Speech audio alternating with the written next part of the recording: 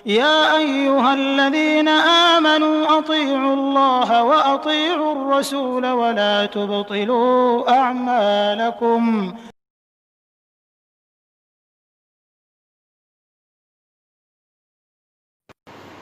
السلام علیکم ورحمۃ اللہ وبرکاتہ۔ بسم اللہ الرحمن الرحیم، الحمد للہ والصلاة والسلام علی رسول اللہ وعلی آلہ واصحابہ اجمعین۔ محترم سامعین کرام، آپ سن رہے ہیں بدعت کی حقیقت پارٹ نمبر 15 یعنی 15۔ صحیح بخاری کی حدیث ہے، حدیث نمبر 1150۔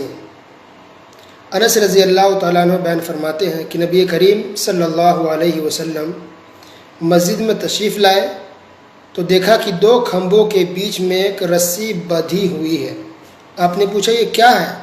تو لوگوں نے جواب دیا کہ یہ رسی زینب رضی اللہ تعالیٰ عنہ کی ہے، وہ نماز پڑھتی ہیں اور بہت نماز پڑھتی ہے، جب تھک جاتی ہیں تو وہ رسی کو پکڑ لیتی ہیں اور رسی کے سہارے کھڑی رہتی ہیں۔ تو آپ صلی اللہ علیہ وسلم حکم دیا کہ اس رسی کو کھول دیا جائے، نماز پڑھے جب تک کہ جسم میں طاقت ہے، انرجی ہے، اور جب انسان تھک جائے تو چاہیے کہ وہ بیٹھ جائے، لیکن یہ پکڑ کے رکھنا رسی کو یہ صحیح نہیں ہے۔ ایک دوسری حدیث ہے،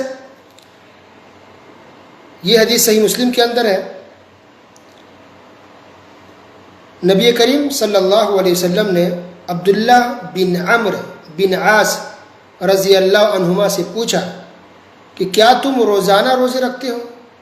روزہ ڈیلی روزہ رکھ رہے ہو سنا میں نے، اور تم پوری رات قرآن ہی پڑھتے رہتے ہو، کیا یہ صحیح ہے؟ تو انہوں نے کہا کہ ہاں بات تو صحیح ہے، اور میرا مقصد صرف بھلائی کا ہے۔ وَلَمْ أُرِدْ بِذَلِكَ إِلَّا الْخَيْرَ، میں تو بس بھلائی نیکی چاہتا ہوں اور نیکی کے لیے ایسا کر رہا ہوں۔ تو آپ صلی اللہ علیہ وسلم نے ارشاد فرمایا کہ تمہارے لیے یہی کافی ہے کہ تم مہینے میں 3 روزے رکھ لیا کرو۔ تو انہوں نے کہا، عبداللہ بن عمرو بن عاص رضی اللہ عنہما مشہور صحابی ہیں، تو انہوں نے کہا کہ اللہ کے رسول صلی اللہ علیہ وسلم مجھے اس سے زیادہ طاقت ہے، یعنی اس سے زیادہ میں روزے رکھ سکتا ہوں میں۔ تو آپ صلی اللہ علیہ وسلم نے ارشاد فرمایا کہ تمہاری بیوی کا تم پر حق ہے، تمہارے جسم کا، وَلِجَسَدِكَ عَلَيْكَ حَقًّا، تمہارے جسم کا بھی تم پر حق ہے۔ اگر بہت رکھنا ہی چاہ رہے تو ٹھیک ہے، داؤد علیہ السلام کے روزے کی طرح روزہ رکھو، اور داؤد علیہ السلام بہت زیادہ عبادت گزار تھے۔ تو پھر انہوں نے پوچھا کہ کیا ہے داؤد علیہ السلام کے روزہ رکھنے کا طریقہ؟ تو آپ صلی اللہ علیہ وسلم نے ارشاد فرمایا کہ داؤد علیہ السلام ایک نبی گزرے ہیں، تو داؤد علیہ السلام ایک دن روزہ رکھتے، پھر ایک دن روزہ نہیں رکھتے، پھر ایک دن روزہ رکھتے، پھر ایک دن روزہ نہیں رکھتے، یعنی ایک ایک دن کا گیپ کر کے روزہ رکھتے تھے، اور اس طرح سے پورا سال روزہ رکھتے تھے۔ اللہ اکبر، گویا سال کے 12 مہینے تقریباً 6 مہینے ان کے روزے میں ہی گزر جاتے تھے۔ اللہ اکبر۔ آج دیکھیں کچھ لوگ ایسے ہیں جو رمضان کے اگر روزے چھوٹ جاتے ہیں بیماری یا سفر کی وجہ سے تو پورا سال گزر جاتا ہے، وہ 2 4 5 10 روزے چھوٹے ہوئے بھی کچھ لوگ نہیں رکھ پاتے، یہ بہت غلط ہے۔ تو بہرحال یہ گویا کہ ایک رہنمائی کی گئی کہ اگر بہت زیادہ رکھنا ہے تو اس طرح رکھو، یعنی ایک دن گیپ کر کے، لیکن یہ کنٹینیو جو روزے رکھتے ہو ڈیلی کا ڈیلی، یہ صحیح نہیں ہے، کیونکہ بیوی کا بھی اور تمہارے جسم کا بھی تم پر حق ہے۔ جہاں تک قرآن کی بات ہے تو قرآن 1 مہینے میں ختم کرو، کہا کہ نہیں مجھے اس سے بھی زیادہ طاقت ہے، تو آپ نے فرمایا ٹھیک ہے 20 دن میں ختم کرو، کہا کہ نہیں اللہ کے رسول صلی اللہ علیہ وسلم مجھے اس سے بھی زیادہ طاقت ہے، یعنی اس سے زیادہ میں پڑھ سکتا ہوں اور مجھے مشکل نہیں ہے، تو کہا ٹھیک ہے فَقَرَأَهُ فِي 7، جب اتنا تم کہہ رہے تو ٹھیک ہے 7 دن میں قرآن کو ختم کرو، 7 یعنی 1 ہفتے میں۔ وَلَا تَزِدْ عَلَى ذَلِكَ، اس سے زیادہ مت کرنا۔ فَإِنَّ لِزَوْجِكَ عَلَيْكَ حَقًّا، اس لیے کہ تمہاری بیوی کا بھی تم پر حق ہے۔ کیا مطلب؟ یعنی کہ ایک انسان اگر پوری رات اگر قرآن ہی پڑھتا رہے گا تو بیوی کے پاس کب جائے گا؟ پوری رات انسان اگر نماز ہی پڑھ رہا ہے تو بیوی کا حق ادا کیسے ہوگا؟ یا اگر اس کا الٹا بھی ہو سکتا ہے کہ کچھ خواتین ایسی، کچھ بیویاں ایسی جو عبادت گزار ہوں، تو پوری رات کوئی عورت اگر بیٹھ کے مطلب یعنی تہجد میں لگ جائے، وہ تہجد پڑھنے لگ جائے پوری رات، یا پوری رات کوئی عورت شوہر موجود ہے اور پوری رات قرآن پڑھ رہی ہے، تو ان کے لیے بھی یہ صحیح نہیں ہے کہ پوری رات نماز میں یا قرآن میں گزار دیا جائے، بلکہ شوہر کا بھی خیال رکھا جائے اور شوہر کو چاہیے کہ بیوی کا بھی خیال رکھے۔ اللہ اکبر، یہ ہمارا اسلام ہے، یہ اسلام صحیح طریقہ یہ ہے. تو اس سے بھی بہت کچھ ہم کو سیکھنے میں مل رہا ہے. گویا کہ اللہ یہ بھی نہیں چاہتا، رسول صلی اللہ علیہ وسلم یہ بھی نہیں چاہتے کہ انسان 24 گھنٹے عبادت میں لگا رہے. نہیں، عبادت کی جو جگہ عبادت کرے، جو وقت ہے. باقی انسان کا جسم کا اپنا حق ہے، بیوی بچوں کا حق ہے، کمانا بھی ہے، محنت کرنا. اس سے یہ پتہ چل رہا ہے کہ آج جو کچھ لوگ نکل جاتے ہیں باہر دعوت تبلیغ کے نام پر، اور کئی مہینے باہر رہ جاتے ہیں، اور گھر میں کھانے پینے کو نہیں، بیوی پریشان، بچے بھوکے مر رہے ہیں. یہ غلط ہے. شاید وہ یہ سوچے کہ اللہ خوش ہوگا. نہیں، دیکھیے کتنی بڑی دلیل واضح ہے یہ کہ نہیں، تمہاری بیوی کا تم پر حق ہے، تمہارے جسم کا بھی تم پر حق ہے. تو ایک انسان بیوی بچوں کو چھوڑ کے باہر دعوت تبلیغ میں لگا ہوا ہے یا کسی اور کام سے، اور گھر میں بیوی پریشان، کھانے پینے کو نہیں ہے، تو یہ صحیح نہیں ہے. کمانا بھی، بیوی بچوں کو کھلانا بھی، یہ بھی ثواب کا کام، یہ بھی ضروری ہے. تو صحیح اسلام یہ ہے کہ نماز کے ٹائم نماز، قرآن کے ٹائم قرآن، اور کمانے کے ٹائم کمانا ہے، پیسے بھی کمانا ہے، خرچہ بھی ذمہ داری بھی، خرچے بھی اٹھانے ہیں، خرچ بھی گھر پر کرنا، یہ بھی ضروری ہے. ایک اور حدیث سن لیتے ہیں.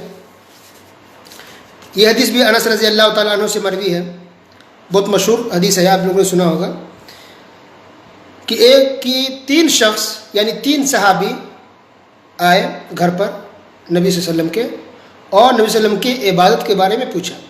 پوچھنے کے بعد ان تینوں میں سے ایک نے کہا کہ میں تو اب پوری رات نماز ہی پڑھوں گا، پوری رات تہجد میں نماز میں لگا رہوں گا.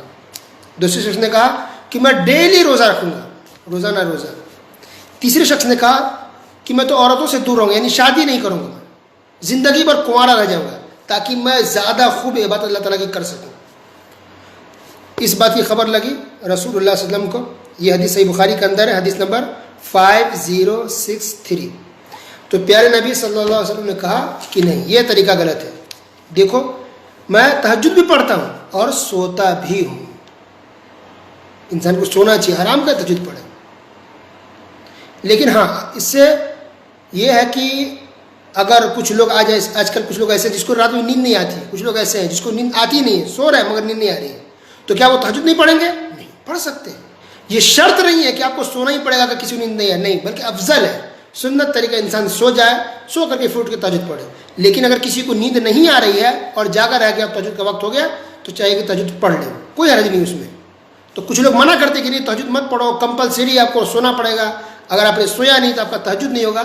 یہ غلط ہے، بغیر دلیل کے انسان کو بات نہیں کرنی چاہیے. تو بہرحال رسول اللہ صلی اللہ علیہ وسلم نے کہا کہ میں رات میں سوتا بھی ہوں، تہجد بھی پڑھتا ہوں. اسی طرح میں روزے بھی رکھتا ہوں اور کسی دن روزہ نہیں بھی رکھتا ہوں، اور اسی طرح میں شادی بھی کرتا ہوں، بیویاں بھی ہیں. اس کو آپ نے فرمایا فمن رغب عن سنتی فلیس منی، جو میری سنت سے اعراض کرے گا، روگردانی کرے گا، تو وہ مجھ سے نہیں ہے. اللہ اکبر. گویا نبی کی سنت پر ہی ہم کو چل کے عبادت کرنی ہے. چاہے آپ کے اندر عبادت کا کتنا بھی شوق ہو جائے، اس شوق کو حدیث کے رسی اور ڈور میں باندھ کر کے ہی پوری کرنی پڑے گی. آزاد بالکل کھل کر کے جیسے تیسے جہاں کر لیا، اللہ تعالیٰ ایسی باتوں کو قبول نہیں کرتا. نبی کے طریقے پر ہی ہونی چاہیے. سبحان اللہ. تو روزے کی بات کلیئر ہو گئی. جسے رمضان کی تو ڈیلی رکھنا ہے، کوئی غلط فہمی میں نہ مبتلا ہو جائے. رمضان تو پورا مہینہ رکھنا ہے. اگر انسان چھوڑے گا جان بوجھ کے بغیر شیڈول کے تو گنہگار ہوگا. یہ جو روزانہ ڈیلی روزہ رکھنا جو منع کیا گیا ہے وہ عام دنوں کی بات ہے، عام دنوں یعنی نفلی روزہ کے لیے. رمضان کا پورا رکھنا ہے. اسی طرح 3 روزے ہوتے ہیں ایام 20 کے، 13، 14، 15 ہر مہینے میں، وہ بھی سنت ہے، وہ تو کنٹینیو رکھے جائیں گے 3 دن.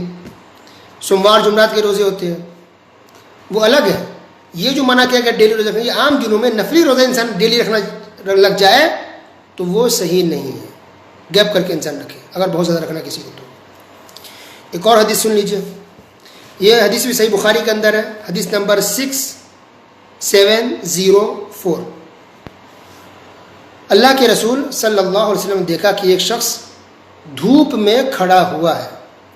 تو آپ نے پوچھا کہ کیا ہوا، اس کو کیا بات ہے؟